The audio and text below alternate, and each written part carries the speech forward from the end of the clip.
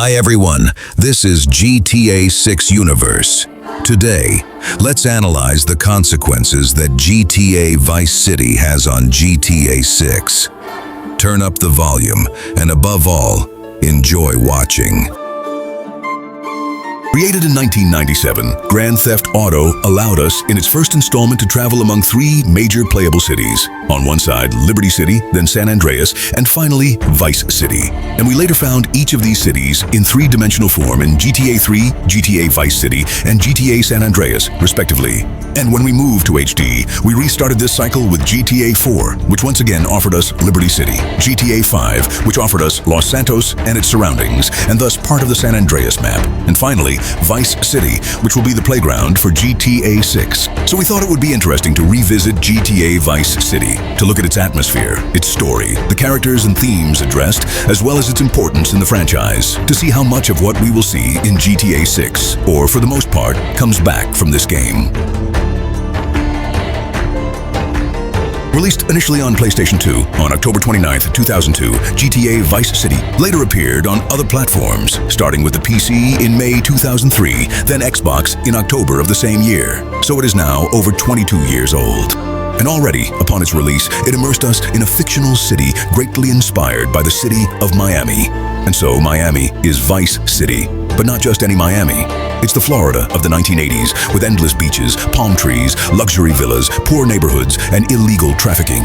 All sprinkled with neon lights, colorful signs, and retro-style sports cars, 80s style, heavily inspired by works like Scarface and Miami Vice. And we find these inspirations in GTA 6, with scenes that directly reference them. But if you've seen our analysis videos on the two trailers of GTA 6, you wouldn't have missed it.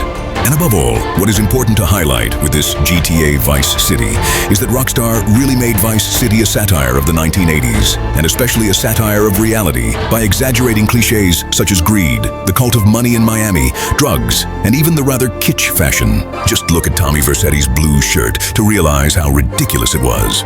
And we find this distortion, this exaggeration of reality's cliches in GTA 6 through various screenshots that have been shared with us here and there, I remind you. At the same time as releasing trailer number 2, Rockstar released no less than 75 new images, among which we can discover quite a few outfits, especially for Jason, which are really a nod to the 1980s. So to summarize, GTA Vice City is really the American dream of the 1980s, but seen through the prism of crime, excess, and flashy neon lights, all to create a really cool atmosphere that truly stands out from what could be offered at the time. When you see screenshots, really, of GTA Vice City, you know it's from Vice City. Afterwards, for sure, with GTA 6, we will find all these inspirations, but really multiplied, since this time, we will not only have Vice City, it will be the state of Leonida, so much more extensive with the city, the keys, the swamps. In short, a plethora of new destinations to discover, and especially a plethora of new atmospheres. The atmosphere is not everything in a GTA, nor even the open world, but the storyline plays a big part. And in this GTA Vice City, we were immersed in 1986, as I already told you, the 80s, the neon lights. And we played as Tommy Vercetti, a former member of the Liberty City Mafia, who, after being released from prison after 15 years behind bars, is sent by his former boss, Sonny Forelli, to Vice City to oversee a deal. And everything will not go as planned, as you might expect. The money and the merchandise disappear after an ambush, and so you have to recover that money, but it's going to be quite complicated. You will find yourself facing local gangs, working with other criminals such as the mafia, cartels, bikers, or even corrupt politicians. You can buy properties to launder your money, whether it's clubs, factories, or even taxi companies. In short, throughout your adventure, we saw the rise of Tommy Vercetti, who, from a small mafia soldier, became a true godfather in a world filled with betrayals, luxury drugs, and violence. And especially for the very first time in a GTA, since I remind you, in GTA 1 and 2, it was only writing, and in GTA 3, all the characters spoke, except for our main character. Here, for once, Tommy Vercetti, the protagonist of the game, was voiced by the iconic Ray Liotta, who was notably one of the actors in Goodfellas, and who unfortunately passed away a few years ago now. Our main character was quite charismatic, ambitious, violent, and above all, he was not the only character to be important and interesting, given that a range of secondary characters was just as interesting and important in the story, such as Sonny Forelli, who was Tommy's boss in Liberty City, Lance Vance, who is a local drug dealer based in Vice City, Ken Rosenberg, Ricardo Diaz. So many iconic characters, especially from the GTA universe, who all had the same goal, to get rich and become as influential as possible.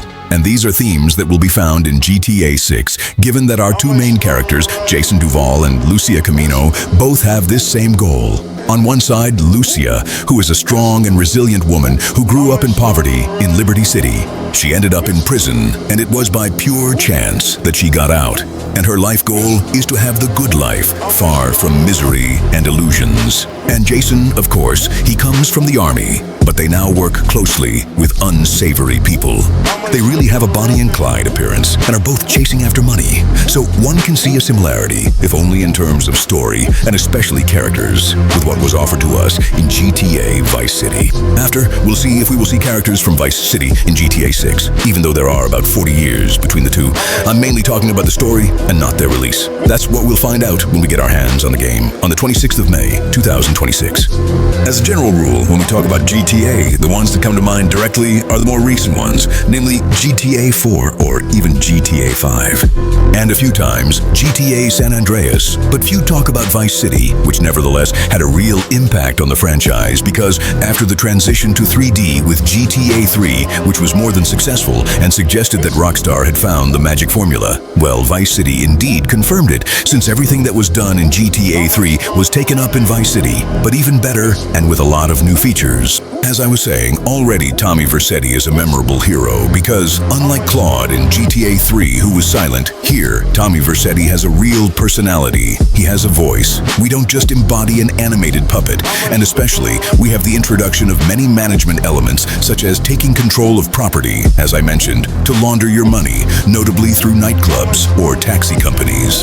And above all, it had an artistic direction, an atmosphere truly its own, which really sets it apart visually from other Rockstar Games productions, and especially from other Grand Theft Auto titles.